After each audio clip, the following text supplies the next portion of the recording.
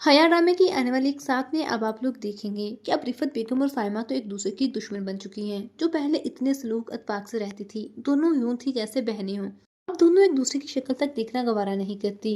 यहाँ तक कि इन दोनों ने तो अपनी लड़ाई में अपने शोहरों को भी इन्वॉल्व कर लिया। उधर रिफत है कि आफाक को शिकायतें लगाती नहीं थकती कि साइमा ने ऐसा किया, साइमा ने वैसा किया, और यहाँ तक कि अपनी सास की शिकायतें भी लगाना शुरू हो गई। और दूसरी तरफ साइमा है कि ज़रार को शिकायतें लगाती नहीं थकती कि रिफत भाभी ने ऐसा किया। रात तो अपनी बीवी की बातों में इतनी आसानी से नहीं आता, लेकिन अब आफाक अपने बच्चों के लिए अपनी बीवी की बात मानकर उस पर कोई ना कोई नोटिस जरूर लेगा। यहाँ तक कि अपनी माँ के सामने अलग घर की डिमांड रखेगा। अपनी माँ से कह देगा कि मैं अपनी बीवी के साथ ऐसे घर में नहीं रह सकता जिस घर में छोटे ही मेरी बीवी को बातें सुनाए, जिस घर में मेरी बीवी की कोई कदर ही ना हो। इसलिए मैं और इफ़त चाहते हैं कि आप हमें हमारा हिस्सा दे दें, हम अलहदा रहें। ये बात मुबारक मसूद को बहुत परेशान करेगी।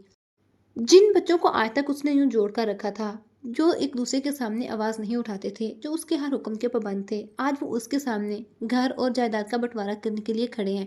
मुबारक मसूर को तब समझ आएगी कि इसके पीछे हया है। तब वो इरम और आसिया की बातें सोचने पर मजबूर होगी। जब पानी सर से गुजर जाएगा तभी उसे अंदाजा होगा कि ये सब कुछ हया कर रही है और सिर्फ मेरी कुर्सी संभालने के लिए कर रही है। और जब रोहान को हकीकत मालूम होगी, उसकी बीवी जो इतनी मासूम नजर आती है हकीकत में इतनी मासूम है नहीं।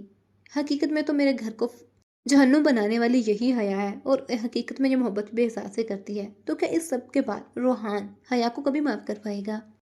कौन कौन ड्रामे की हैप्पी एंडिंग देखना चाहता है कमेंट सेक्शन में लाजमी बताइए। और मज़ीद ड्रामाज अपडेट के लिए चैनल को लाजमी सब्सक्राइब कर लीजिए। वीडियो अच्छी लगी तो वीडियो को लाइक और दोस्तों के साथ लाजमी शेयर कीजिए।